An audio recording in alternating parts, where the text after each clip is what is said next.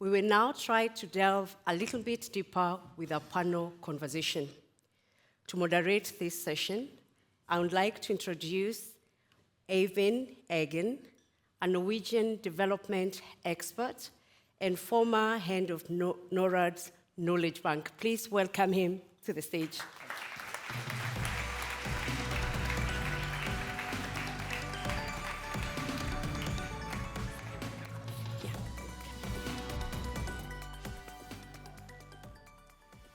Thanks a lot. And I would then like to invite Paddy, of course, who can still be on the stage, and Maria Håkansson, the CEO of Swedfund. Please come here. And Luuk Zonneveld, board of the EDFI, originally from Belgium, I think. Paddy can sit here. Okay. Maria, please. Okay. So, this is a very rich report with a lot of nuance, and we don't have much time. So I think we go directly to the point. And I'd like to ask first to Luuk, what do you see as the main takeaways from this report? And how can DFIs use this report? Okay, I see three. First of all, poverty, growth does not always lead to poverty reduction. But without growth, there is no possibility for poverty reduction. So I think the first point for me is we have to invest in growth. It seems obvious, but I think it's important to mention it. Second, the challenge of governments. I think the report makes a very strong case for the need for local governments, regional governments, to take poverty reduction as one of their core objectives. And I think the challenge for many DFIs is we are investing in countries where there is a lot of poverty, but where the governments do not play this role. I think we all have the cases in mind, and I think the biggest challenge we will have to see is what can be done to also reorient these governments towards a more anti-poverty strategy. And for that, I think we certainly will need to cooperate with our own governments to make sure that on the international multilateral government level, this issue is raised, and that maybe development agencies of our own countries are ready to invest in national governments of our target countries to assist them in implementing a stronger anti-poverty strategy. And I think the third issue is probably an internal issue for ourselves, for our boards, and for our shareholders. It's about making choices. If I listen to Paddy in his report, he says, well, if you really want to eradicate poverty, you have to go to the countries where poverty is most rampant. A country like India, where there's a very high absolute number of people in poverty living, but it's not an LDC, or it's a lower middle income country.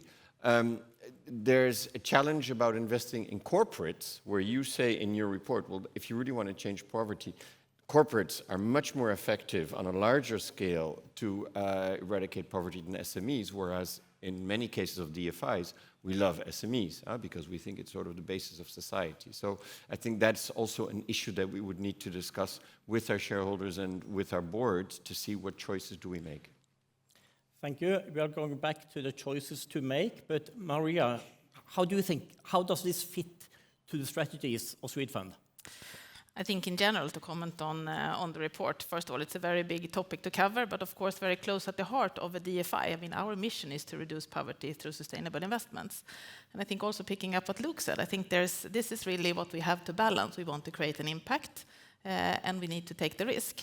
And I don't think there will ever be a perfect environment for DFI to invest in. So I think it's also much more for us to see how can we actually make it happen. That it's, I think it was said earlier today in the conversations we had in EDFI, the importance that we actually also execute, that something happens. Then I think the report, I mean, you point to the importance of actually, we are part of a context and it needs to be mutually reinforcing. So I think for DFIs, we should focus on what we do best, which is of course the private sector investments. But from a strategic point of view, I take a few things with me. One is that it actually emphasizes both investments targeting really the rural low-income populations, but also equally important that all types of investment can actually support poverty reduction, meaning that we as a DFI also have a very important role to play when it comes to more systematic or systemic level investments, whether that is in market creation or development of new business models and so on. So I think for us, translating it into our strategy, it fits very well. I mean, we invest for job creation, we invest for access to finance, healthcare, energy, but we also invest for market development. So I think it will come down to us very much on, and maybe that's a topic to come back to, it's not only what we do, but it's actually how we do it that will be the really important part in all of this. Thanks a lot. I would just like briefly to add on my own behalf that I'm so glad to be back discussing growth, because I've been working with development policy as an academic researcher in other positions for very many years, and I'm struggling with the disappearance of growth from Western thinking about development sometime in the 90s. We just forgot about talking about growth. And there was no academic research or other evidence to suggest that growth was less important. Something happened in the West, while all the countries that we are investing in still have growth as one of the main or major engine for poverty alleviation. Also, at that time, our thinking about growth was not very sophisticated. It was pretty simplistic, and we didn't have DFIs. We had FDI, foreign direct investment. But now we have DFIs, we have a much more sophisticated thinking, which this report very much demonstrates. And I feel that we are back on thinking about growth in a better way, or more sophisticated way than ever, perhaps. I don't know, being in other countries in similar debates, am I right? You want to go?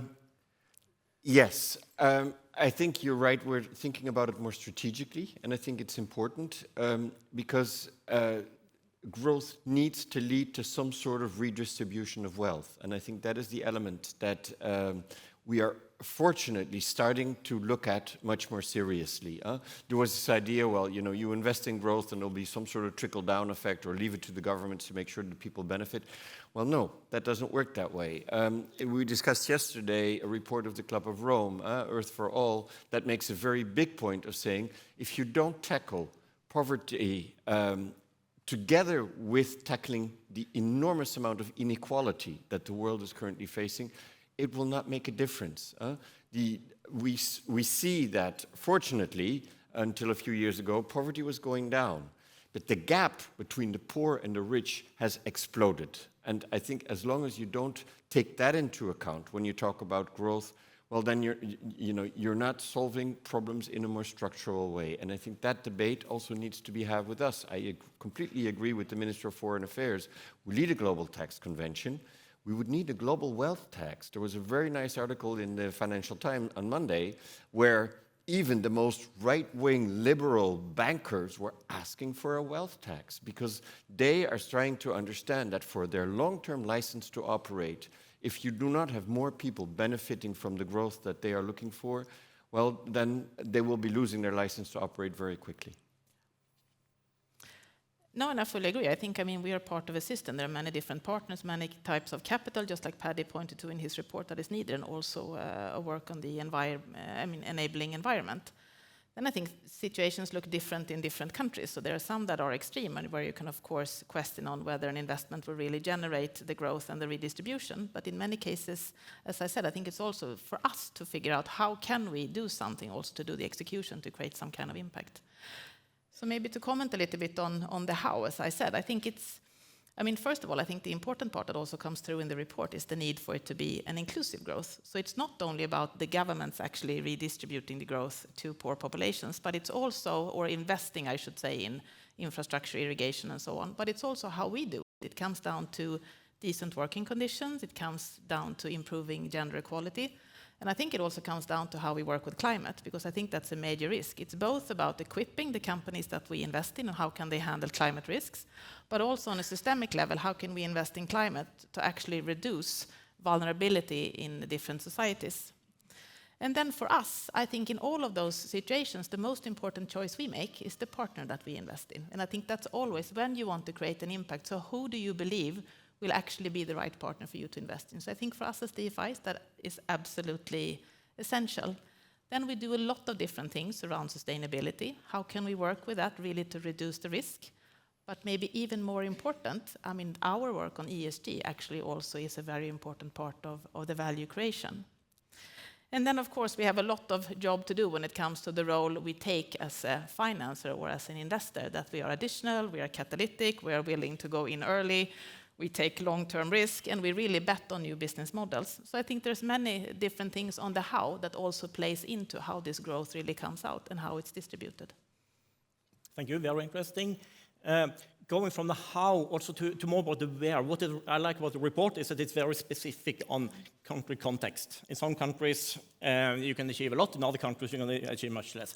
I don't know if you know, Maria, but in our Norwegian aid debate, we have some kind of a saying that since policy and institutions matter so much, all of Norwegian aid should be given to Sweden, because Sweden has the best chances for utilizing that aid. Well, you want to give it to Swedfund? We will happily take it and reinvest it. I'm not asking you to comment on that, but anyway, but it just demonstrates a dilemma that very often the investments may have the best effects, perhaps where they are less needed.